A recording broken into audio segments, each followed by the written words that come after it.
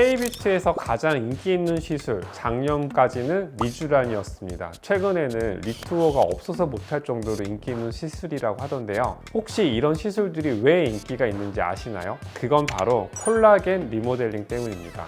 오늘은 콜라겐이 어떤 건지, 그리고 얼굴에서 효과가 있던 시술이 왜 바디에서는 효과가 약한지 그 해답을 제가 직접 도입해서 사용하고 있는 이 리뉴비온2까지 연결해서 솔직히 좀 말씀을 드려볼게요. 콜라겐은 우리 몸 단백질의 3분의 1을 차지하고 있는 가장 흔한 성분이면서 피부와 뼈, 연골, 근육 등을 모든 조직들을 서로 연결해주고 지지해주는 기둥 같고 또 접착제 같은 역할을 하고 있습니다. 특히 피부 진피층의 90%를 차지하고 있어서 피부 탄력과 건강에 매우 중요한 역할을 하고 있습니다. 그런데 이 콜라겐은요 20대부터 매년 1%씩 감소하고 있습니다. 그래서 40대가 되면은 외부에서 보충을 해줘야지 예전의 그 젊음, 탱탱함, 건강함을 유지할 수 있어요. 콜라겐을 보충하는 방법은 크게 세 가지입니다. 첫 번째, 미용적으로 주사형 콜라겐 자극제를 주입하는 거죠. 컬트라 같은 PLLA, 엘란세 같은 PCL,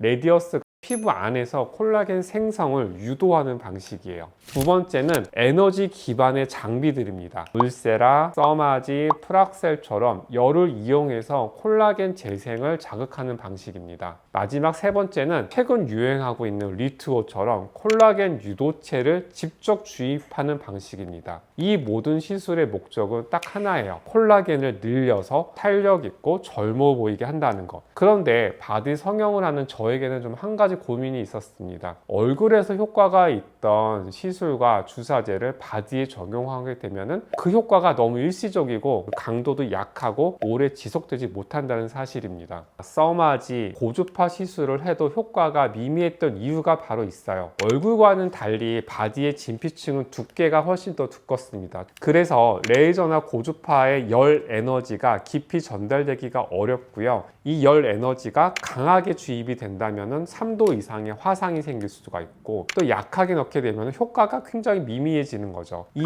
지점에서 완전히 다른 접근 방식이 필요하다고 생각을 했습니다. 그래서 나온 것이 리뉴비온2입니다. 리뉴비온2는 피부 표면이 아니라 피하 진피층 밑에서 직접 85도씨의 열을 0.03초 동안 순간적으로 발생을 시켜요. 60에서 65도씨에서는 콜라겐 분자의 수소 결합이 끊어지면서 수축되기 시작을 하고요. 80도 이상이 돼서는 3중 나선 구조가 풀리면서 즉각적이고 최대한의 피부 수축이 발생하게 됩니다. 그리고 더 중요한 건 바로 그 이후예요. 이 열로 인해서 우리 몸에서는 우리가 유도한 손상이 생기게 되고요. 치유 반응이 몸에선 시작됩니다. 대식 세포들이 모여들고 섬유아 세포가 최대치로 활성화되면서 새로운 콜라겐이 대량으로 생성이 돼요. 쉽게 말하면 콜라겐 부스터 주사를 맞는 것보다 몇십 배 이상의 강력한 재생 반응이 그 넓은 범위에서 피부 안쪽에서 일어난다는 개념입니다. 이 과정은 3에서 6개월에 걸쳐서 계속 꾸준히 진행이 되고 더 단단하고 더 촘촘한 새로운 콜라겐 구조가 만들어지고 결과적으로는 바디의 피부가 당겨지게 되고 고정이 되는 리프팅이 완성되게 되는 겁니다. 집중해서 보신 분이라면 이런 생각도 드셨을 거예요.